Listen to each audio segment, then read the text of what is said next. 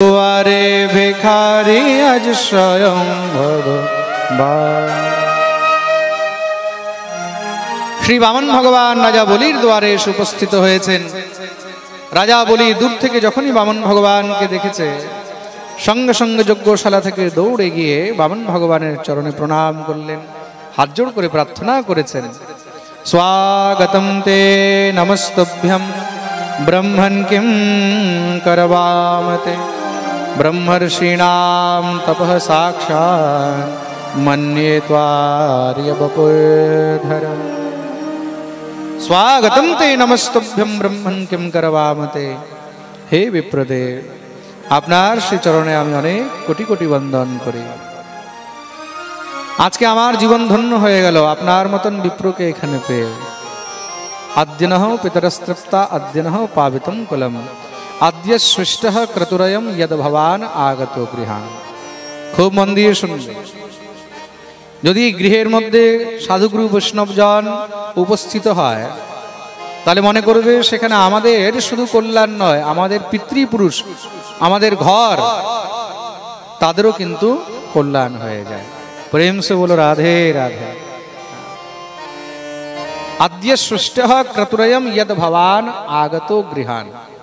মহাপুরুষগণ গৃহে আসলেও কিন্তু সেখানে জীবের কল্যাণ হয়ে যায়। সাধুগুরু বৈষ্ণবের চরণ পড়লেও কিন্তু গৃহস্থের মঙ্গল হয়। তার জন্য কোনো সাধুগুরু বৈষ্ণব আসলে সঙ্গে সঙ্গে তাকে নিমন্ত্রণ করে নিজ গৃহে নিয়ে যাওয়া উচিত। যথাসাধ্য যেরকম পারবে সেরকম তার স্বাগত সৎকার উচিত উপচার করা উচিত। প্রেম সে বলো রাধে রাধে। এটা হলো নিয়ম। আপনি অনেক অনুগ্রহ করে এখানে এসেছেন, বলুন আমি আপনার কি সেবা করব, আপনাকে কি দেব? দেখুন বামন ভগবান কিন্তু কিছু চায়নি, রাজা বলি নিজের থেকে বলছেন আমি আপনাকে কি দেব। বামন ভগবান বলছে আমাকে কিছু লাগবে না। তা কি হতে পারে? আপনি যা চাইবেন আমি তাই দেব। গাম কাঞ্চনম গুণবদ্ধাম অবৃষ্টম তথান্ন পেয়মতবা বিপ্রকন্যাম গ্রামান সমৃদ্ধান स्तुरगान गजानव रथास्तथा रत्तमसं प्रतीच्छ। गाम कांचनम गुणबद्धाम अमृष्टम। बेस बढ़ाओ बेस। गाम कांचनम गुणबद्धाम अमृष्टम। আপনি যদি বলেন তাহলে আপনাকে সোনা হীরা মণিমুক্তা অর্পণ করি। বামন ভগবান বলছে না না, সেই সব বস্তুর কোনো দরকার নেই। তাহলে আপনাকে কোনো ঘর বাড়ি বানিয়ে দিয়ে দিই, এরকম দাতা পাবে? হ্যাঁ, যে নিজের থেকে বলছে আপনাকে ঘর বানিয়ে দিই, বাড়ি বানিয়ে দিই, সোনা হীরা মণিমুক্তা দিয়ে দিই। বামন ভগবান বলছে না না, আমাকে এসব বস্তুর কোনো অভিলাষা নেই। কেন? বলে আমি তো ব্রহ্মচারী মানুষ। ও হো, একা তো, তার জন্য কোনো বস্তুর অভিলাষা নেই। যদি ঘরের মধ্যে অর্ধাঙ্গিনী থাকতো, ব্রাহ্মণী থাকতো, তাহলে হয়তো জিনিসের ডিমান্ড থাকতো। তাহলে একটা কাজ করি, কোনো ভালো ব্রাহ্মণের কন্যা দেখে আপনার বিয়ে দিয়ে দিই। তথান্ন পেয়মতবা বিপ্রকন্যাম। আমাদের এখানে খুব ভালো ভালো ব্রাহ্মণ আছে, কোনো ব্রাহ্মণের মেয়ে দেখে আপনার বিয়ে দিয়ে দিই। বামন ভগবান বলছে রাম রাম রাম, কি বলছো? এই সংসারের মধ্যে গৃহস্থের মধ্যে আমাকে ফাঁসাবে? না না, দরকার নেই। দেখুন মহারাজ, ঘরের মধ্যে অর্ধাঙ্গিনী আসলে না তখন আপনি আপ জিনিসের দরকার শুরু হয়ে যায়। কেন? ঘরের মধ্যে বউ এসে যখন ডিমান্ড করবে, বলে আমার লিপস্টিক এনে দাও, ক্রিম এনে দাও, পাউডার এনে দাও, অমুক এনে দাও, তমুক এনে দাও, আপনি আপ তখন মহারাজ ছুটে বেড়াতে হবে, তখন কামাই করতে হবে, এনে দিতে হবে। প্রেম সে বলো রাধে রাধে। তাহলে যদি আপনি বলেন তাহলে কোনো ভালো ব্রাহ্মণের কন্যা দেখে বিয়ে দিয়ে দিই, বামন ভগবান বলছে না না, এসব বস্তুর কোনো অভিলাষা নেই। কিছু তো নেন? বলে দেখো আমি তো সবসময় মুক্ত হয়ে ঘুরে বেড়াই, এসব জিনিস নিয়ে করবো কি? তাহলে একটা কাজ করি, আপনাকে সুন্দর একটি রথ দিয়ে দিই, রথের মধ্যে বসে আপনি ঘুরতে থাকবেন। রথাস্তথা রত্তমসং প্রতীচ্ছ। বামন ভগবান বলছে না না, আমাকে সেই সব বস্তুরও কোনো অভিলাষা নেই। তাহলে বলুন না আপনাকে কি দেবো? বামন ভগবান বলছেন যা চাইবো দেবে তো? বললেন আমি কথা দিলাম। ঠিক আছে, যদি দিতেই হয় তাহলে পদানি ত্রিণী দত্তম্মে সম্মিতানি পদাম। তাহলে আমাকে 3 পক ভূমি দাও। যদি দিতেই হয় তাহলে আমাকে 3 পক ভূমি দেবে। বলি বললেন, মহারাজ আপনি দেখতে যত ছোট আপনার বুদ্ধিও তত ছোট। 3 লোকে রাজা বলির কাছে আপনি চেয়েছেন কি 3 পক ভূমি, 3 পা জমি, যেখান থেকে ইচ্ছা হয় মেপে নেন। বামন ভগবান বললেন, না না এইভাবে নয়, সংকল্প করে দিতে হবে। দান সংকল্প ছাড়া গ্রহণ করা যাবে না। বলি বললেন, 3 পক ভূমির জন্য সংকল্প? বলে হ্যাঁ। খুব মন দিয়ে শুনবে, গোদান ভূমিদান এগুলো সংকল্প করেই দেওয়া উচিত, সংকল্প না করে গোদান ভূমিদান ইত্যাদি করা উচিত নয়। রাজা বলি সেবককে বললেন, যাও জল নিয়ে আসো। এদিকে কি হয়েছে, গুরু শুক্রাচার্য বসে বসে সব শুনছিলেন, মনে মনে ভাবলেন, এটা আবার কেমন ব্রাহ্মণ, আমার শিষ্য সবকিছু দিতে চায় কিন্তু সে কিছু নিতে চায় না। সঙ্গে সঙ্গে চোখ বন্ধ করে ধ্যান করে দেখলেন এটা কে। চোখ বন্ধ করে ধ্যান লাগাতেই দেখছেন সামনে সাক্ষাৎ ভগবান শ্রীহরি। সঙ্গে সঙ্গে দৌড়ে এসে রাজা বলিকে বলছেন, বলি একে কিচ্ছু দেবে না। কেন জানো একে? এ সাক্ষাৎ বিষ্ণুর অবতার। এষ বৈরোচনে সাক্ষাৎ ভগবান বিষ্ণুরব্যঃ কশ্যপোদিতের জাতা দেবানাম কার্য সাধক। যাকে তুমি সাধারণ ব্রাহ্মণ মনে করছো সে স্বয়ং বিষ্ণুর অবতার। তোমার কাছে 3 পক ভূমির বদলে 3 লোক নিয়ে চলে যাবে, একে কিচ্ছু দেবে না। রাজা বলি যখনই শুনলেন হাত জোড় করে বলছেন, গুরুদেব আপনি যখন জেনেই গেছেন যে সাক্ষাৎ ভগবান শ্রীহরি আমার কাছে চাইতে এসেছে, আপনি জেনেও মানা করলেন।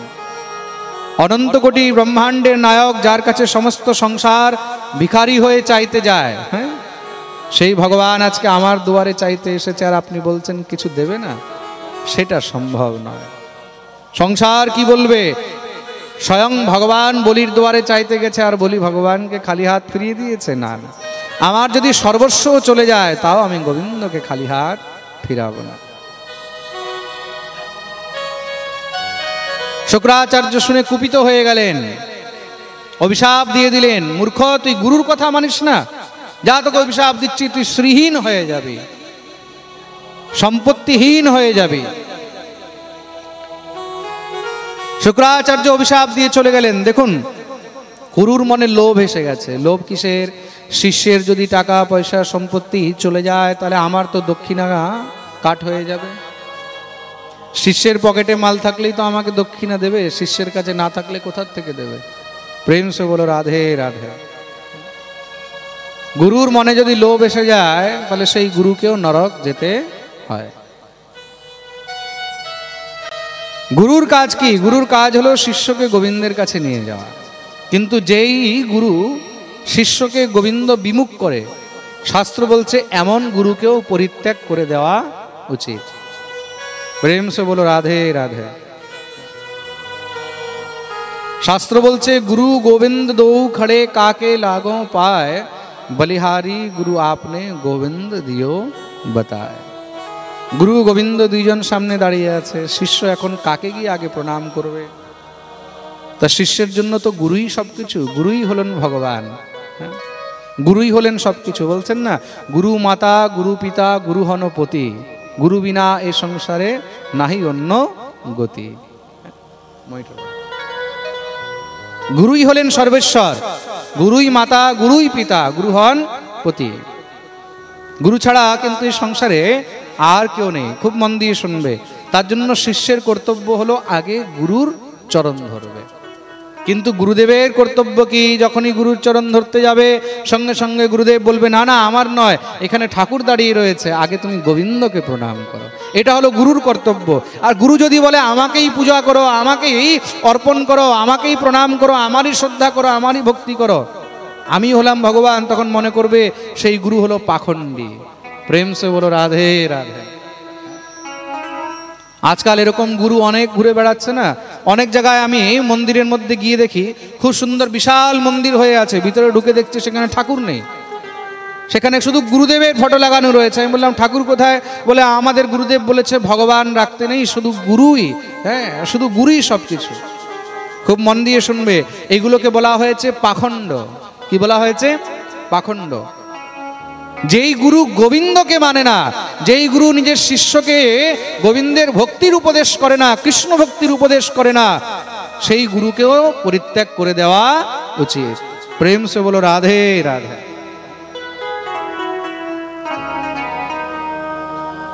আমাকে আমার এক শিষ্য জিজ্ঞাসা করছে, বাবা আমাদের মনে একটি সংশয় আছে, আপনি একটু তার নিরাকরণ করে দেবেন। অনেক সময় মনে মনে বুঝতে পারি না, কনফিউশন হয়ে যায়।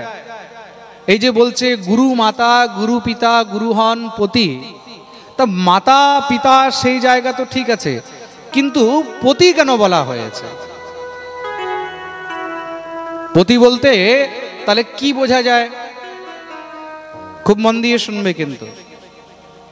গুরু মাতা, গুরু পিতা, গুরু হন পতি যে বলা হয়েছে, তার বাস্তবিক অর্থ কি সেটা আমাদেরকে জানতে হবে। এখানে পতি বলতে কি বোঝাচ্ছে? পতি বলতে কিন্তু বর নয়। পতি শব্দের অর্থ কি? পতি শব্দের অর্থ হলো স্বামী। পতি শব্দের অর্থ কি? পতি শব্দের অর্থ হলো স্বামী। আর স্বামী মানে, স্বামী শব্দের অর্থ হলো মালিক। স্বামী শব্দের অর্থ হলো মালিক। আর আমরা কে? আমরা হলাম ভৃত্য। ভৃত্য মানে দাস। আমরা হলাম ভৃত্য, আমরা হলাম সেই মালিকের দাস।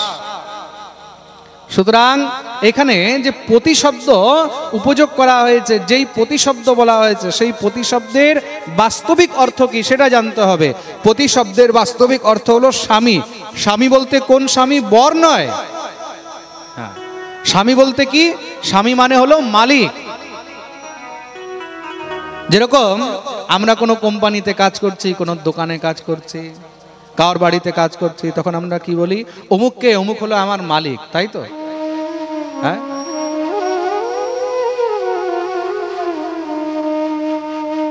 আপনারা কার দোকানে কাজ করছেন, আপনারা কার বাড়িতে কাজ করছেন, তখন মানুষকে কি বলবেন?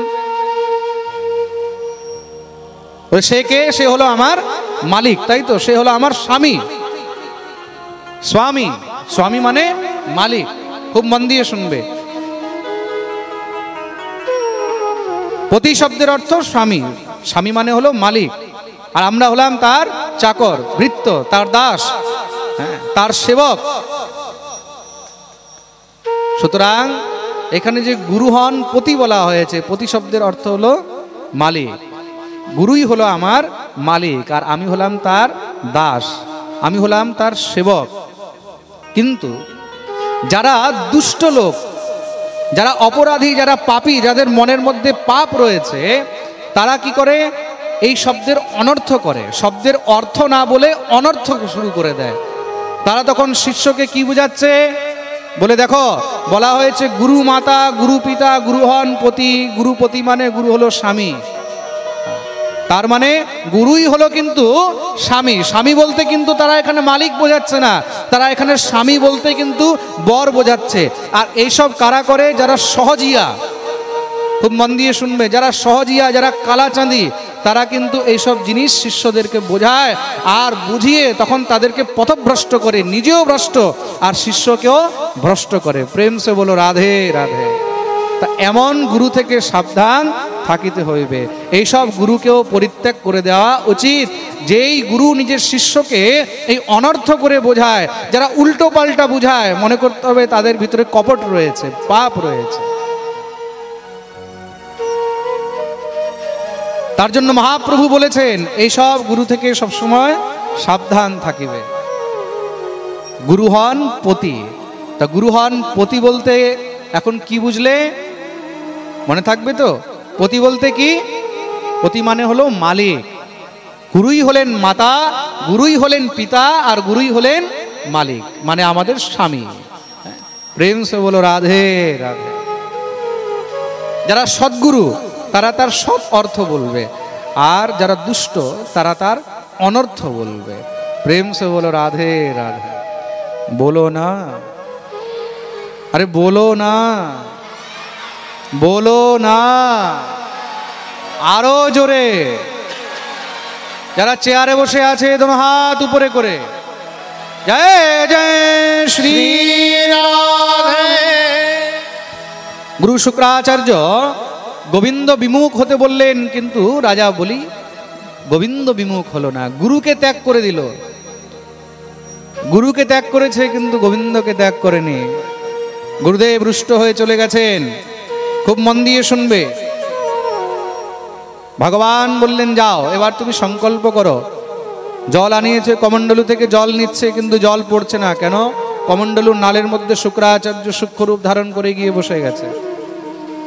বলি চিন্তিত হয়ে গেলেন, প্রভু জল পড়ছে না কেন? ভগবান বললেন, মনে হয় কিছু আটকিয়ে গেছে। বলি বলছে, প্রভু তাহলে আপনি একটু পরিষ্কার করে দেন। ভগবান বললেন, আচ্ছা এই শুভ কাজ আমার হাতেই হবে নাকি? বগলের মধ্যে কুশের আসন ছিল, একটি কুশ বের করে ভগবান কি করলেন, কমণ্ডলুর নালের মধ্যে খোঁচা মেরে দিলেন। শুক্রাচার্য ভিতরে বসে একদম চোখ ফেড়ে ফেড়ে দেখছিল কি হচ্ছে বাইরে। সোজা গিয়ে চোখের মধ্যে লাগতে একটি চোখ গোবিন্দায় নমো নমঃ কানা হয়ে গেছে, লাফ দিয়ে বাইরে বেরিয়েছে, রক্ত ঝরঝর করে পড়ছে, জোরে জোরে চেঁচাতে লেগেছে, আমাকে তুমি কানা করে দিলে, আমি তোমাকে ছাড়বো না। ভগবান বললে, শুক্রাচার্য তুমি রাগারাগি করে চলে গেছিলে, আবার ভিতরে ঢোকার দরকার কি ছিল? শুক্রাচার্য বলছে, আমি ভেবেছিলাম ভিতরে ঢুকে গেলে তাহলে আর দান হবে না, আমি দান ধর্মের মধ্যে বাধা দিতে চেয়েছিলাম। ভগবান বললেন, শুক্রাচার্য তুমি দান ধর্মে করেছো মানা, তাই আমি তোমাকে করে দিলাম কানা। প্রেম সে বলো রাধে রাধে। তার জন্য এই সংসারে যে দান ধর্মের মধ্যে মানা করে, ভগবান তাকে এইভাবেই কানা করে দেন। সুতরাং কেউ যদি দান করে তখন তাকে আরো উৎসাহ দিতে হয়। যদি বলছে আমি পাঠে 5,000 দিচ্ছি, তখন তাকে বলবে 5 কেন দিচ্ছিস, তুই 10 দে। যদি তোর সামর্থ্য হয় তাহলে 21 দে, কিন্তু তাকে কখনো পিছনের দিকে টানবে না, বলে এত দিয়ে কি লাভ, তুই একটা কাজ কর কিছু কম করে দিয়ে দে। তাহলে মনে করবে তুমি সেখানেই নিজের জন্য পতনের রাস্তা খুলে দিলে। প্রেম সে বলো রাধে রাধে। ভগবান শুক্রাচার্যকে দণ্ডিত করলেন। রাজা বলি জল নিয়ে সংকল্প করে যখনই ভগবানকে অর্পণ করেছে, দেখতেই দেখতে ভগবান বিশাল আকার ধারণ করলেন। একটি চরণ ভগবান উপরের দিকে উঠিয়েছেন, উপরের 7 লোক মেপে নিলেন। ভূলোক, ভুবলোক, স্বলোক, জনলোক, তপলোক, মহলোক, সত্যলোক মেপে নিলেন।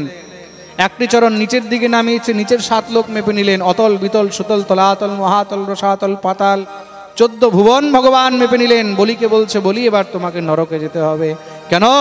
তুমি 3 পগ ভূমির সংকল্প করেছিলে, আমি তো 14 লোক মেপে নিয়েছি, এখন তৃতীয় চরণ কোথায় রাখবো? বলি বলছে, প্রভু একটি কথা বলুন, এই সংসারে দান বড় না দানি বড়? ভগবান বললেন, নিশ্চয়ই দানি বড়। ভগবান বললেন, নিশ্চয়ই দানি বড়। কেন? যদি দানি না হয় তাহলে দান আসবে কোথার থেকে? তার মানে বলে, প্রভু এই দানি তো নিজের সর্বস্ব দিয়ে দিয়েছে। পদম তৃতীয়ম কুরুশিষ্ণিমে নিজম, নিজের তৃতীয় চরণ আপনি আমার মাথার উপরে রাখুন। ভগবান রাজা বলির মস্তকে তৃতীয় চরণ রাখলেন। বলিয়ে ভক্তবৎসল ভগবান কি। ভগবান যখনই বলির মস্তকে চরণ রেখেছেন, সমস্ত দেবতারা জয় জয়কার করতে লাগলেন। প্রহ্লাদ সেখানে এসে উপস্থিত হয়ে দিব্য ভগবানের স্তুতি আরম্ভ করেছেন। হে ঠাকুর, তুমি কেমন অনুগ্রহ করলে, কেমন কৃপা করলে, এমন কৃপা তো আমার উপরেও করনি। তুমি আমাকে কোলে বসিয়েছো, কিন্তু আমার নাতির মাথায় তুমি চরণ রাখলে, আমার তো বংশই ধন্য হয়ে গেল। ভগবান বললেন, প্রহ্লাদ আমি তোমাদের উপর অত্যন্ত প্রসন্ন হয়েছি, আমি আশীর্বাদ করছি, তোমার বংশে যে জন্মগ্রহণ করবে তাকে আমি নিজের হাতে কখনো মারব না।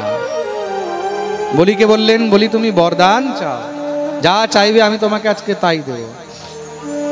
বলি বলছে, ঠাকুর সাক্ষাৎ তোমার চরণরূপী ছত্র ছায়া পেয়ে আর এই সংসারের কোনো বস্তুর অভিলাষা নেই, তুমি যা দেবে কৃপা করে দিতে পারো, তোমার কাছে আমার কোনো চাওনা পাওনা নেই, সবকিছু তো তোমারই দেওয়া।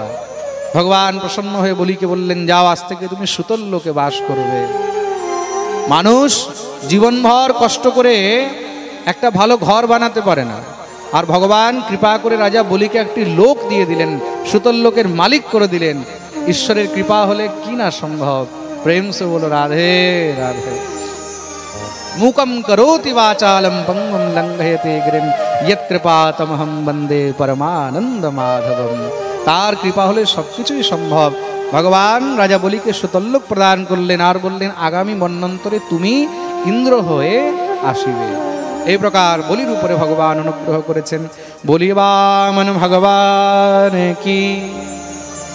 শ্রী শুকদেব প্রভু বামন চরিত্রের খুব সুন্দর বর্ণন শ্রবণ করিয়েছেন।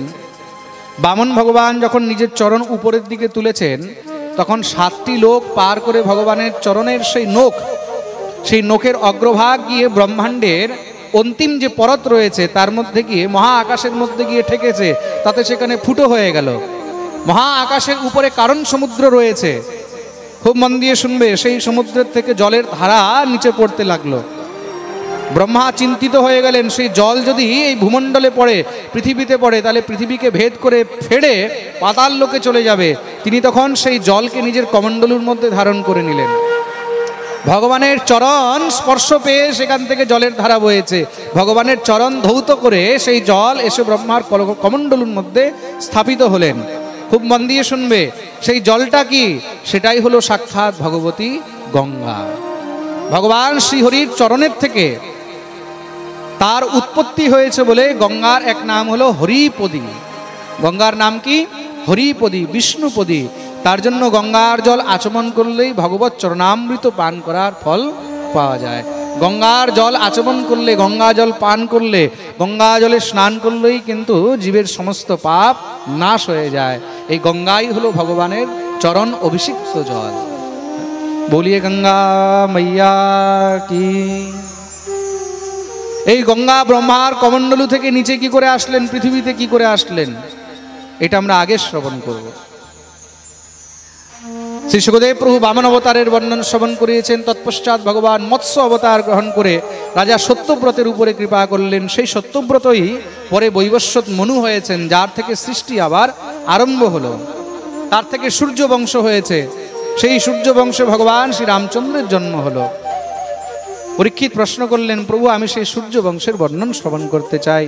শ্রী শুকদেব প্রভু বলছেন, রাজন, সূর্য বংশ এত বিশাল যে 100 বছরেও তার বংশ বর্ণন করা সম্ভব নয়। তাহলে খুব সূক্ষ্ম রূপে তুমি সূর্য বংশের বর্ণন শ্রবণ করো। ব্রহ্মার মন থেকে হলো মরীচি, ব্রহ্মার পুত্র মরীচি, মরীচির পুত্র হলেন কশ্যপ, কশ্যপের পুত্র হলো বিবস্বান, বিবস্বানের পুত্র হলো বৈবস্বত, বৈবস্বতের 10টি পুত্র হয়েছে। নাম হলো ইক্ষ্বাকু, নৃগ, সর্জাতি, দিষ্ট, ধৃষ্ট, পুরুষ, নরিষ্যন্ত, পৃথক, নভগ আর কবি। নভগের পুত্র হলো নাভাগ, নাভাগের পুত্র হলো অম্বরীশ। এই অম্বরীশ ভগবানের পরম ভক্ত হয়েছেন, যা রক্ষার জন্য ভগবান স্বয়ং সুদর্শন চক্রকে পাঠিয়েছিলেন। বলি অম্বরীশ মহারাজ কি। অম্বরীশের বংশে পরম প্রতাপী রাজা হলেন বাহুক, বাহুকের পুত্র হলেন সগর। সগরের 2টি স্ত্রী ছিল, সুমতি আর কেশিনী। একটি স্ত্রীর গর্ভের থেকে 60,000 পুত্র হলো, আরেকটি স্ত্রীর গর্ভের থেকে একটি পুত্র হয়েছে, নাম হলো অংশুমান। রাজা সগর অশ্বমেধ যজ্ঞ করেছিলেন। সেই অশ্বমেধ যজ্ঞের মধ্যে রাজা সগরের যজ্ঞ দেখে ইন্দ্র ভয় পেয়ে গেছে। কেন? যদি ভগবান তার উপরে প্রসন্ন হয়ে যায়, যেই জীব অশ্বমেধ যজ্ঞ করে সে ইন্দ্রের সমান বৈভব প্রাপ্ত করে। তার জন্য ইন্দ্র কি করলো, সেই অশ্বমেধ যজ্ঞের ঘোড়াটাকে হরণ করে চুরি করে নিয়ে চলে গেছে। অশ্বমেধের ঘোড়া যখন আর পাওয়া যাচ্ছে না, তখন সগরের পুত্রগণ ঘোড়া খুঁজতে বেরিয়েছে। সমস্ত পৃথিবী ঘুরে নিয়েছে, ঘোড়াকে পায়নি। যখনই তারা স্বর্গে গেছে, দেবরাজ ইন্দ্র দেখলেন যদি এখানে পায় তাহলে তো আমার সঙ্গে যুদ্ধ শুরু করে দেবে। ইন্দ্র কি করলো, সেখানে কপট মুনির রূপ ধারণ করে, একটি ঋষির বেশ ধারণ করে ঘোড়াটাকে নিয়ে পালাতে লেগেছে। দেখুন, এই সংসারে মানুষ যখন কপটি হয়, মানুষ যখন নিজের পাপ লুকাতে চায়, তখন কি করে, তখন সে সাধুর রূপ ধারণ করে। অনেক সময় অনেক ভক্তরা প্রশ্ন করে, অনেক সময় অনেকের মনে এরকম প্রশ্ন হয় যে মহারাজজি একটি কথা বলুন, পাপীরা নিজের পাপ লুকাবার জন্য সাধুর বেশ কেন ধারণ করে? তার কারণ হলো এইটা, কেন সাধুর বেশ ধারণ করলে তখন গিয়ে মানুষ তার পাপের দিকে তাকায় না, তখন মানুষ তার আর গুণদোষ বিচার করে না। তার জন্য অনেক সময় কি হয়, মানুষ নিজের পাপকে ঢাকা দেওয়ার জন্য সাধুর বেশ ধারণ করে ঘুরে। প্রেম সে বলো রাধে রাধে। তার জন্য শুধু বেশ ধারণ করলেই মানুষ সাধু হয় না, সাধু হয় কিসে? আচরণে। সাধু কিসে হবে? আচরণে। শুধু মালা আর তিলক পরলেই কিন্তু সাধু নয়, সাধু হলো আচার আচরণে। যার আচরণ শুদ্ধ হবে, যার অন্তরে ভক্তি থাকবে, যার অন্তরে প্রেম থাকবে, তাকেই কিন্তু সাধু বলবে। যার স্বভাব নির্মল হবে, সরল হবে, তাকেই সাধু বলা হবে। সাধু কিন্তু এই সংসারে কখনো কোনো কপটতা ভিতরে রাখে না। আপনার সঙ্গে কোনো ঝগড়া হয়েছে, কিছু হয়েছে, সাধু সঙ্গে সঙ্গে রেগে যেতে পারে, কিন্তু কিছুক্ষণ পরে সব ভুলে যাবে। আর যে এই লড়াই ঝগড়া, তার প্রতিশোধ নিজের মনের মধ্যে রাখে, মনে করতে হবে সে সাধু এখনো হতে পারেনি। সাধু এই মনের মধ্যে কখনো কপটতার গ্রন্থি রাখবে না, মন সরল করে রাখবে। যে বিত গই वो बात गई, যা হয়ে গেছে তারা সঙ্গে সঙ্গে ভুলে যাবে।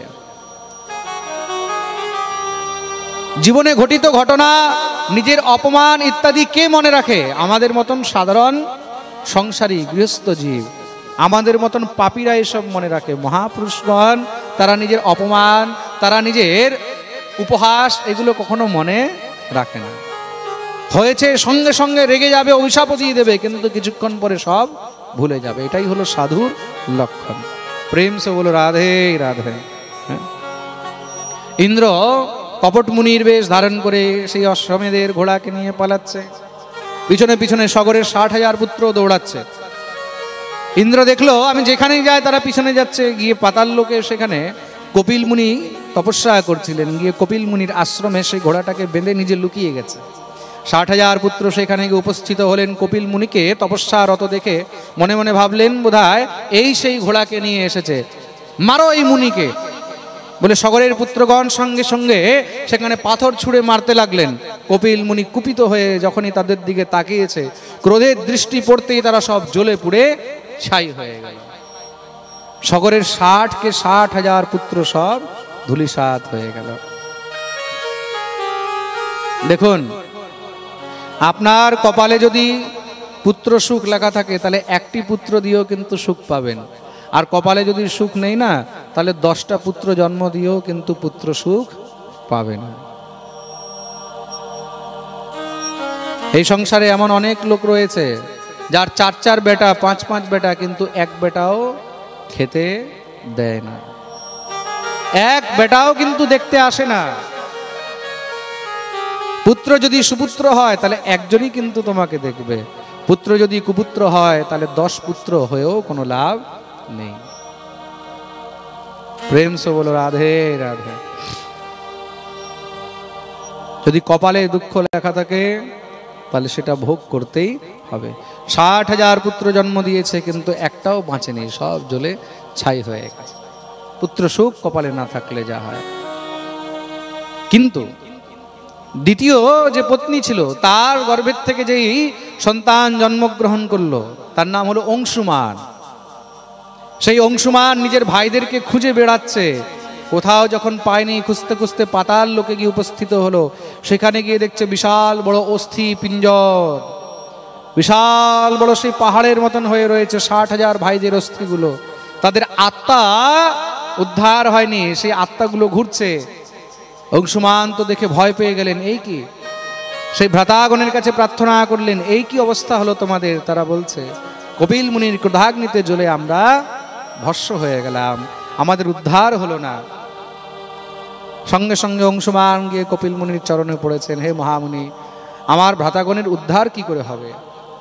কপিল মুনি কৃপা করে বললেন, ঠিক আছে, যা হওয়ার তো হয়েছে, যদি তাদের উদ্ধার চাও তাহলে গঙ্গাকে নিয়ে আসতে হবে। ভগবতী গঙ্গার জলের যদি স্পর্শ তাদের অস্থির সঙ্গে হয় তবেই তাদের উদ্ধার সম্ভব হবে। অংশুমান এসে ভগবতী গঙ্গাকে আনার জন্য তপস্যা আরম্ভ করলেন, গঙ্গা আসেনি।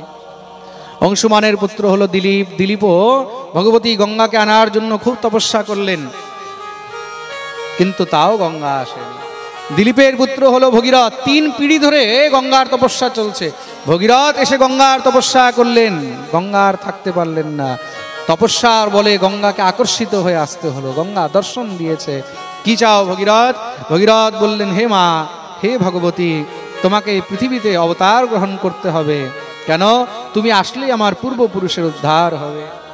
ভগবতী গঙ্গা বললেন, নিশ্চয়ই আমি আসব, কিন্তু আমি যে সত্যলোক থেকে এই পৃথিবী লোকে আসবো আমার বেগকে ধারণ করবে, আমার বেগ যদি কেউ ধারণ না করতে পারে তাহলে তো আমি পৃথিবীকে ভেদ করে রসাতলে চলে যাব। তাহলে তোমার পূর্বপুরুষের উদ্ধার কি করে হবে? ভগীরথ বললেন, তাহলে আপনার বেগ কে ধারণ করতে পারে? বলে, তুমি খুঁজে বের করো যে আমার বেগ ধারণ করবে।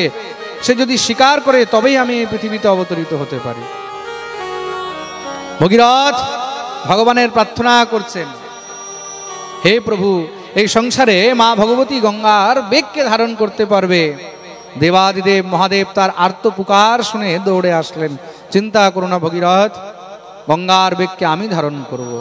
আমার অতি সৌভাগ্য হবে যদি আমি সেই বিষ্ণুপদী হরিপদী গঙ্গাকে নিজের মাথায় ধারণ করতে পারি। মহাদেব যখন স্বীকার করলেন ভগবতী গঙ্গাকে আবাহন করা হয়েছে, গঙ্গা সত্যলোক থেকে নিচে অবতরিত হলেন। সত্যলোক থেকে গঙ্গা স্বর্গলোকে এসেছেন। সেখানে গঙ্গার নাম হলো অলকানন্দা, স্বর্গেতে অলকানন্দা। পিতৃলোকে আসলেন, পিতৃলোকে নাম হলো বৈতরণী। সেখান থেকে ভূলোকে আসলেন। ভূলোকে এসে মহাদেবের জটার মধ্যে যখনই উপস্থিত হয়েছেন, মহাদেব নিজের জটার মধ্যে সেই গঙ্গার বেগকে ধারণ করেছে। গঙ্গা মহাদেবের জটায় এসে জটায় সমাহিত হয়ে গেল। গঙ্গার জল আর পাওয়া যাচ্ছে না। ভগীরথ চিন্তিত হয়ে গেলেন, মহাদেবের জটার মধ্যেই গঙ্গা সব শুকিয়ে গেছে। ভগীরথ কাঁদতে লেগেছে, প্রভু 3 পিঁড়ি ধরে তপস্যা করে মা ভগবতী গঙ্গাকে আনা হলো, আপনার জটার মধ্যেই গঙ্গা এসে শুকিয়ে গেল, তাহলে আমার পূর্বপুরুষের উদ্ধার কি করে হবে? আপনি কৃপা করুন।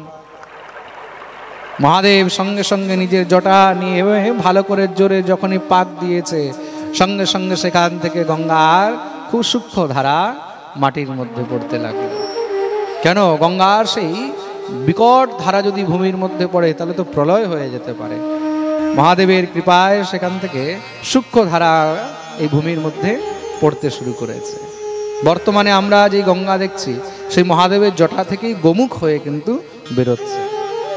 ভগবতী গঙ্গা পৃথিবীর মধ্যে অবতরিত হলেন, ভূমিষ্ঠ হয়েছেন। ভগীরথ আগে আগে কীর্তন করতে করতে যাচ্ছে, পিছনে পিছনে গঙ্গা চলছে। ভগীরথ নিয়ে আসলেন বলে গঙ্গার এক নাম হলো ভাগীরথী। বলিয়ে গঙ্গা মাইয়া কি। আস্তে আস্তে সেই হিমালয় থেকে নিচের দিকে নামতে লাগলেন। পুণ্যতীর্থ ঋষিকেশে এসে উপস্থিত হয়েছেন।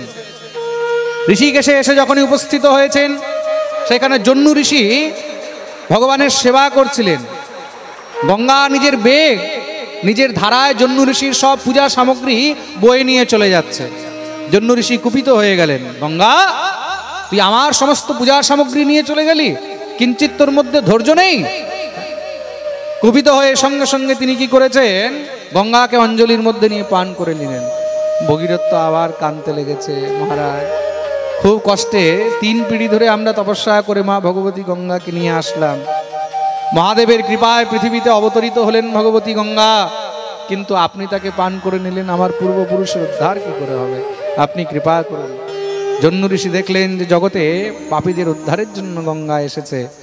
এখন গঙ্গাকে কি করে উৎপন্ন করা যায়? তিনি তো পান করে নিয়েছে।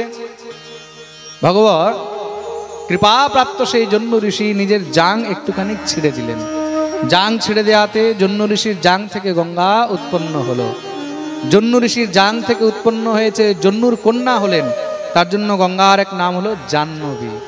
বলিয়ে জাহ্নবী মাইয়া কি। তার জন্য গঙ্গার নাম হলো জাহ্নবী। জন্নু ঋষি যদি চাইতেন তাহলে গঙ্গাকে আবার মুখ দিয়ে বের করতে পারতেন, কিন্তু কোনো বস্তু মুখ দিয়ে গ্রহণ করে তাকে যদি মুখ দিয়ে বের করা হয় তখন তাকে বমন বলা হয়। বমন মানে বমি। আর যেটা বমন হয়, যে জিনিস বমি করে দেওয়া হয়, সেটা অগ্রাহ্য হয়, তখন সেটা অপবিত্র হয়। হ্যাঁ, তাকে স্পর্শ করতে নেই। তার জন্যই জন্নু ঋষি নিজের জাং থেকে উৎপন্ন করল। ভগবতী গঙ্গাকে নিয়ে ভগীরথ আগে বেড়েছেন। সেখান থেকে হরিদ্বার হয়ে চলতে চলতে ভগবতী গঙ্গা আস্তে আস্তে প্রয়াগে আসলেন। প্রয়াগে এসে যমুনার সঙ্গে মিলিত হলেন, সরস্বতীর সঙ্গে মিলিত হলেন। সেখান থেকে মহারাজ চলতে চলতে সেই গঙ্গা এই পুণ্যভূমি বঙ্গভূমির মধ্যে এসে সমুদ্রের সঙ্গে মিশিত হলেন। গঙ্গা সাগরে গিয়ে মিলে গেলেন। সেই জায়গার নাম হলো গঙ্গা সাগর, যেখানে কপিল মুনি বসে তপস্যা করছেন। সমুদ্রের সঙ্গে গঙ্গা মিলিত হয়ে সমুদ্রের রাস্তা দিয়ে পাতালে গিয়ে উপস্থিত হলেন। সেখানে সমস্ত সব সাগরের পুত্রদের অস্থির সঙ্গে গঙ্গার জলের স্পর্শ হলো, তাতেই দেখতেই দেখতে সবার উদ্ধার হয়ে গেল। চতুর্ভুজ রূপ ধারণ করে তারা পরমধাম গমন করলেন।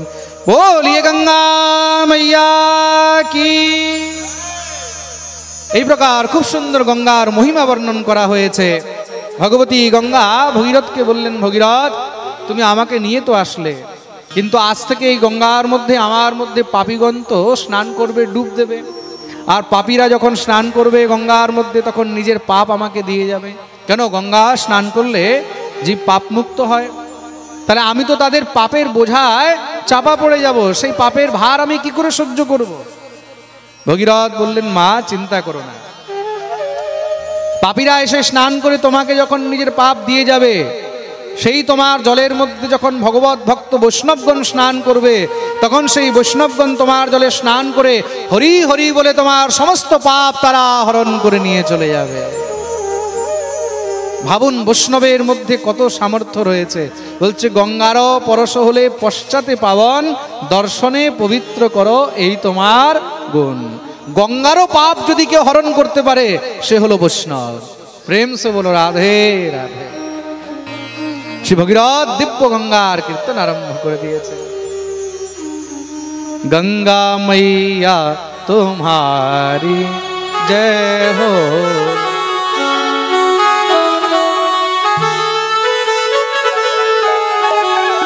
गंगा मैया तुम्हारी जय होवे, गंगा मैया तुम्हारी जय होवे, गंगा मैया तुम्हारी जय होवे, गंगा मैया तुम्हारी जय होवे।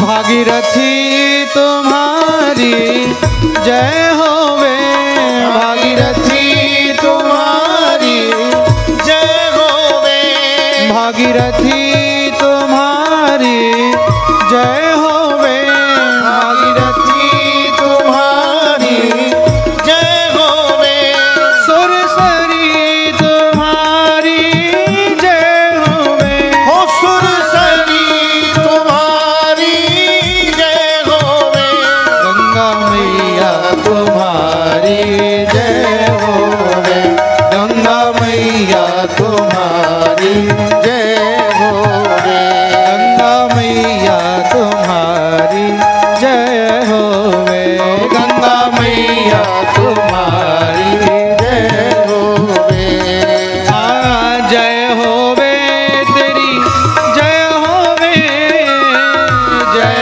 होवे तेरी जय होवे, ओ जय होवे तेरी जय होवे, जय होवे तेरी जय होवे, भागीरथी तुम्हारी जय होवे, भागीरथी तुम्हारी जय होवे, ओ गंगा मैया तुम्हारी जय होवे, गंगा मैया तुम्हारी जय होवे, ओ गंगा मैया तुम्हारी जय होवे, गंगा मैया तुम्हारी जय होवे, गंगा मैया तुम्हारी जय होवे, गंगा मैया तुम्हारी जय होवे, गंगा मैया तुम्हारी जय होवे।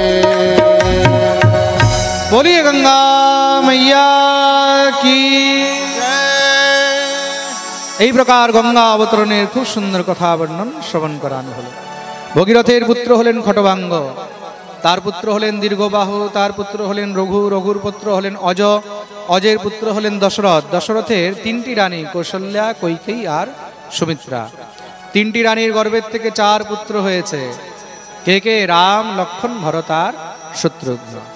এই প্রকার সূর্য বংশের খুব সুন্দর বর্ণন শ্রবণ করালেন। মনিটর বাড়াও। সূর্য বংশের বর্ণন হলো, পরীক্ষিত প্রশ্ন করেছেন, জিতনা बढ़ा सकते उतना बढ़ाओ। রাজা পরীক্ষিত প্রশ্ন করেছেন, প্রভু আমি সেই চন্দ্রবংশের বর্ণন শ্রবণ করতে চাই, যেই চন্দ্রবংশে স্বয়ং ভগবান শ্রীকৃষ্ণ রূপে অবতীর্ণ হয়েছেন। শ্রী সুখদেব প্রভু চন্দ্রবংশের বর্ণন আরম্ভ করলেন। খুব মন দিয়ে শুনুন। ব্রহ্মার পুত্র হলেন অত্রি, অত্রির পুত্র হলো চন্দ্রমা, চন্দ্রের পুত্র হলো বুধ, বুধের পুত্র হলো পুরুরবা, পুরুরবার 6টি পুত্র, আয়ু, শতায়ু, সত্যায়ু, রয়, বিজয় আর জয়। লোমিট বাড়াও, লোমিট। জয়ের পুত্র হলো অনেনা, অনেনার পুত্র হলো নহুষ, নহুষের 6টি পুত্র, জ্যোতি, যজাতি, সংজাতি, আয়তি, বিয়তি আর কৃতি। তার মধ্যে যজাতির 2টি স্ত্রী দেবযানী, শর্মিষ্ঠা, তাদের গর্ভের থেকে 5টি সন্তান হলো যদু, দ্রুহু, অনু, তুর্বসু আর সব থেকে ছোট হলো পুরু। পুরুর বংশে আগে গিয়ে কৌরব আর পাণ্ডব হয়েছেন। আর যদুর বংশে পরম প্রতাপী রাজা ভোজ, বৃষ্ণি, অন্ধক আর সুর হয়েছেন। মহারাজ সুরের 2টি পত্নী, পৌরবী আর মারিসা। একটি পত্নীর গর্ভের থেকে 1 পুত্র হলো, নাম হলো দেবমীড়। দ্বিতীয় পত্নীর গর্ভের থেকে 2টি পুত্র হলো অর্জন্য, পর্জন্য। সেই অর্জন্য, পর্জন্য তারা গো সেবা, গোপালন বৃত্তি ধারণ করলো, তাদের জন্য তাদেরকে গোয়ালা বলা হলো। তারা গিয়ে নতুন গ্রাম তৈরি করলেন, সেখানে বসবাস শুরু করেছেন, নাম হলো গোকুল। অর্জন্য, পর্জন্যের 9টি পুত্র হলো, যাদেরকে নবনন্দ বলা হয়, নন্দ, সুনন্দ, আনন্দ, গয়, বিমল, যশ, কীর্তি ইত্যাদি। আর দেবমীড়ের 10টি পুত্র হলো, তাদের মধ্যে সব থেকে বড় পুত্রের নাম হলো বসুদেব। বসুদেব আর নন্দ কিন্তু কাকাতো জ্যাঠাতো ভাই, খুব মন দিয়ে শুনবে। আর এইদিকে মহারাজ ভোজের 2 পুত্র হলো উগ্রসেন আর দেবক। উগ্রসেনের 10টি পুত্র, তার মধ্যে সব থেকে বড় পুত্রের নাম হলো কংস। আর দেবকের 7টি কন্যা হলো পৌরবী, রোহিণী, ভদ্রা, মদিরা, রোচনা, ইলা আর দেবকী। দেবকীর বিবাহ হয়েছে কার সঙ্গে? বসুদেবের সঙ্গে। আর সেই দেবকী বসুদেবের গর্ভের থেকে স্বয়ং ভগবান শ্রীকৃষ্ণ রূপে অবতীর্ণ হয়েছেন। বলিয়ে কৃষ্ণ কানহাইয়া লাল কি। পরীক্ষিত প্রশ্ন করলেন, প্রভু আমি আপনাকে কৃষ্ণ অবতারের বর্ণন শ্রবণ করাতে বলেছিলাম, কিন্তু আপনি এত সূক্ষ্ম রূপে শুনিয়ে দিলেন যে কৃষ্ণ জন্মের সেই আনন্দটা পেলেন না। আপনি একটু বিস্তার করে আমাকে সেই কৃষ্ণ জন্মের বর্ণন শ্রবণ করিয়ে দেন। কথিত বংশ বিস্তার ভবতা সোমসূর্যয় রাজ্ঞাঞ্চ ভয়বংশ্যানা চরিতম পরমাদ্ভুতম।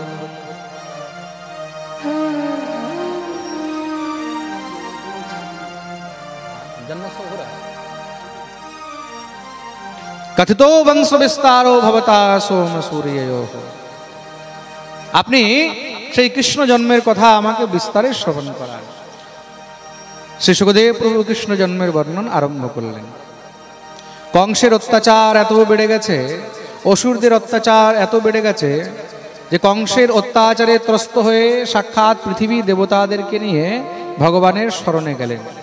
গিয়ে ভগবানের কাছে প্রার্থনা করছেন, প্রভু আর এই পাপের ভার সহ্য করা যাচ্ছে না, আপনি কৃপা করে এই পাপ থেকে আমাদেরকে মুক্ত করুন, অসুরদের অত্যাচার থেকে মুক্ত করুন। ভগবান বললেন, চিন্তা করো না, অতি শীঘ্রই আমি পৃথিবীতে গিয়ে অবতরিত হব। কোথায়?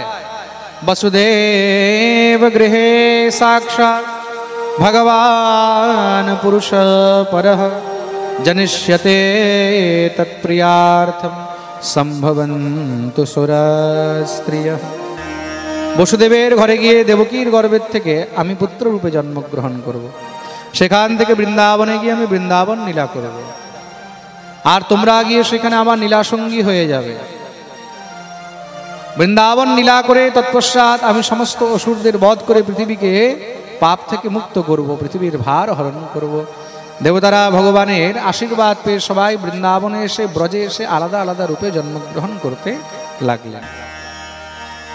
কেউ বাঁদর হয়েছে, কেউ ময়ূর হয়েছে, কেউ গোপ হয়েছে, কেউ গোপী হয়েছে, আলাদা আলাদা রূপে সবাই জন্মগ্রহণ করতে লাগলেন। দেখতে দেখতে কংস কি করলো, নিজের 7টি বোনের এক এক করে বসুদেবের সঙ্গে বিবাহ দিয়েছে। রোহিণী, ভদ্রা, মদিরা, রোচনা, ইলা, সব থেকে ছোট বোন দেবকীর যখন বিবাহ দিয়েছে, কংস এত আনন্দিত, নিজের ছোট বোনের বিয়ের সময় খুব মহারাজ দান ধর্ম করেছে, খুব করে দহেজ দিয়েছে, দাস দাসী, হাতি ঘোড়া, রত্ন ইত্যাদি দিয়ে নিজের বোন আর ভগ্নিপতি বসুদেবকে বিদায় করতে নিয়ে যাচ্ছে। সঙ্গে সঙ্গে আকাশবাণী হলো, আস্যাস্তমষ্টমো গর্ভ হন্তায়াম বহসে বোধঃ। আরে মূর্খ কংস, তুই নিজের যেই বোনকে এত আনন্দে বিদায় করতে নিয়ে যাচ্ছিস, তার গর্ভের থেকে যে সন্তান জন্মগ্রহণ করবে, সেই 8ম সন্তান তোর কাল হবে। শুনে সঙ্গে সঙ্গে কংস রথ দাঁড় করিয়ে লাফ দিয়ে নিচে নামলো, দৌড়ে গিয়ে দেবকীর চুল ধরে টানতে লেগেছে। দেবকী জোরে জোরে কাঁদছে, দাদা ছেড়ে দাও, ছেড়ে দাও। কিন্তু এই দুষ্ট কিঞ্চিত দয়া করলো না, তলোয়ার বের করেছে মারার জন্য। বসুদেব গিয়ে হাত ধরলেন, এই কি করছো? সংসারে তোমার নিন্দা হবে, তুমি একটি অবলা নারী নিজের বোন ভগিনীর হত্যা করবে। বসুদেব, তুমি জানো না, আকাশবাণী শোনোনি, এর গর্ভে 8ম সন্তান আমার কাল হবে। বসুদেব বললেন, তোমার ভয় তো এর সন্তান থেকে, তার থেকে তো নয়। আমি কথা দিলাম, তার গর্ভের থেকে যত সন্তান হবে সব এক এক করে তোমাকে এনে দিয়ে দেব। কংস জানে যে বসুদেব পরম সত্যবাদী, মিথ্যা কথা বলবেন না, ছেড়ে দিলেন। 1ম সন্তান হলো, বসুদেব নিয়ে এসে যখনই অর্পণ করেছে, কংস বললেন, যাও নিয়ে যাও। প্রতিয়াতু কুমারো ইয়ং ন যস্মাদস্তি মে ভয়ম, এর থেকে আমার কোনো ভয় নেই। বসুদেবকে ফিরিয়ে দিলেন। দেবতাদের চিন্তা বেড়ে গেল, কেন? কংসের পাপ যদি না বাড়ে তাহলে তো ভগবান তাড়াতাড়ি আসবেন না। দেবর্ষি নারদকে পাঠিয়েছেন, হে দেবর্ষি, গিয়ে কংসের পাপের ঘোড়া তাড়াতাড়ি ভরে দেন। নারদ এসে উপস্থিত হলেন। নারদকে গুরু মানে কংস, সুন্দর আসন দিয়ে বসিয়েছে। গুরুদেব, আজ হঠাৎ করে? নারদ বললেন, তোমার খুব চিন্তা লেগে থাকে তো। চিন্তা কিসের? তুমি বসুদেবের সন্তান এইভাবেই ফিরিয়ে দিলে। কিন্তু মহারাজ, তার থেকে তো আমার কোনো ভয় নেই। তাহলে ভয় কার থেকে? বলে 8ম সন্তান থেকে। নারদ বললেন, জানো 8ম কাকে বলে? কাকে? 8টি পদ্ম ফুল এনে সামনে রাখলেন, বলে গণ 1 2 3 4 5 6 7 8, কোনটা প্রথম কোনটা অষ্টম? বলে এটা প্রথম এটা অষ্টম। বলে উল্টো করে গণ 1 2 3 4 5 6 7 8, এবার বলো কোনটা প্রথম কোনটা অষ্টম। কংসের তো মাথা ঘুরাতে লেগে গেছে। নারদ বললেন, দেবতাদের চাল বুঝতে পারবে না, কখন কে অষ্টম হয়ে আসবে, কে প্রথম হয়ে আসবে। নারদ তো চলে গেলেন নারায়ণ নারায়ণ করে। সঙ্গে সঙ্গে সে দেবকী বসুদেবকে ডাকিয়ে কংস সেই সন্তানকে নিয়ে আছাড় দিয়ে মেরে ফেলল। এক এক করে হাতেষু ষটসু বালেষু দেবক্যা অগ্রসেনেনা 6টি সন্তানকে কংস বধ করেছে। 7ম গর্ভে স্বয়ং অনন্ত দেব এসেছেন। ভগবান ভগবতী যোগমায়াকে বললেন, দেবী, সন্তানকে নিয়ে গিয়ে তুমি রোহিণীর গর্ভে স্থাপিত করে দাও। কেন? এই বাচ্চা জন্মগ্রহণ করলে কংস তাকে যদি মারতে যায়, সে তো সঙ্গে সঙ্গে কংসকে মেরে দেবে। স্বয়ং অনন্ত তো, শেষ, পরম ক্রোধী, তাহলে আমার লীলা আর হবে না। ভগবতী যোগমায়া আকর্ষণী বিদ্যা দ্বারা দেবকীর গর্ভের থেকে রোহিণীর গর্ভে স্থাপিত করে দিলেন। বসুদেব যখনই দেখলো রোহিণী গর্ভবতী, নিয়ে গিয়ে তাকে গোকুলে নন্দ বাবার কাছে রেখে এসেছেন। চারদিকে হাল্লা হয়ে গেল কি, দেবকীর 7ম গর্ভ নষ্ট হয়ে গেছে। কংস খুব খুশি হয়েছে, 8ম আসেনি, 7ম আগেই নষ্ট হয়ে গেল। ভগবান দেখলেন আমার রাস্তা খালি হয়ে গেল। ভগবান 8ম গর্ভে আসবেন। ভগবতী যোগমায়াকে ডাকলেন, দেবী, তুমি একটা কাজ করো, নন্দের ঘরে গিয়ে সেখানে যশোদার গর্ভের থেকে জন্মগ্রহণ করো। ভগবতী যোগমায়া বলছেন, প্রভু, আমি তো মায়া, এই সংসার মায়ার অধীন, আর আমি যদি সংসারের অধীন হয়ে যাই তাহলে তো ওই সংসারে আমাকে কেউ মানবে না। ভগবান বললেন, একটি কথা বলো, আমি কে? বলে, তুমি হলে মায়াপতি। তা আমি মায়াপতি হয়ে যদি জন্মগ্রহণ করতে পারি, তাহলে তুমি করতে পারো না? যাও, আমি তোমাকে আশীর্বাদ দিচ্ছি, কলিযুগে আমার থেকে বেশি তোমার পুজো হবে। দুর্গেতি ভদ্রকালীতি বিজয়া বৈষ্ণবীতি চ কুমুদা চণ্ডিকা কৃষ্ণ মাধবী কন্যকেতি চ। এই সংসারে তোমার আলাদা আলাদা নামে পুজো হবে। কেউ দুর্গা, কেউ কালী, কেউ চণ্ডী নামে তোমার পুজো করবে। ভগবতী যোগমায়া এসে যশোদার গর্ভে স্থান নিয়েছেন। ভগবান দেবকীর গর্ভে আসলেন। কংস জানতে পেরে দেবকী বসুদেবকে কারাগারে বন্দী করে দিয়েছে। দেখতে দেখতে দিনের উপরে দিন পেরোচ্ছে, মাসের উপরে মাস পেরোতে লাগলো। ভাদ্র মাস কৃষ্ণপক্ষ এক এক করে তিথি বেরোচ্ছে, অষ্টমী তিথি এসে উপস্থিত হলো। অষ্টমী তিথির দিন পেরিয়ে গেল, রাত্রি এসেছে। অষ্টমী তিথির বুক ধকধক করছে, ঠাকুর আজকে আসবে কিনা আসবে কিনা। দেখতে দেখতে রাত্রি 8টা বাজলো, 9টা বাজলো, 10টা বেজেছে, 11টা বেজেছে। এবার কত হলো? 11:30। খুব মন দিয়ে শুনবে, ভগবানের কিন্তু আসার সময় হয়ে গেছে, সবাই রেডি হয়ে যাবে। ঠাকুর কোন সময় চলে আসবে? 11:30 বেজে গেছে, আধা ঘন্টা বাকি আছে, কিন্তু একবার প্রেম সে বলো রাধে রাধে। এবার হয়ে গেছে 11:15, আর এবার হলো কত? আচ্ছা, এত তাড়াতাড়ি 12টা বাজাবার জন্য সবাই রেডি হয়ে বসে থাকে, কি করে 12টা বাজাবো। আচ্ছা চলো ঠিক আছে, 11:50। একবার প্রেম সে বলো 11:55। এবার হয়ে গেল, আচ্ছা 11:56। দেখো, ভগবান যদি তাড়াতাড়ি চলে আসে তাহলে আনন্দ কি করে পাবে? বলে না, ইন্তজার কা ফল মিঠা হতা হ্যায়। এখন হয়েছে কিন্তু 11:57, 11:58, 11:59। আর এবার আচ্ছা চলো 11:59, 45 সেকেন্ড, 15 সেকেন্ড এখনো বাকি আছে।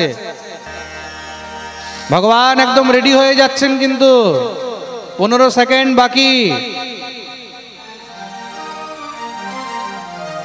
10 সেকেন্ড আরো পেরিয়ে গেছে, কিন্তু 5 সেকেন্ড বাকি আছে। 5, 4, 3, 2, 1। बोलो वृंदावन बिहारी लाल की जय। देखते ही देखते रात्रि 12টা বেজেছে, স্বয়ং ভগবান প্রকট হলেন।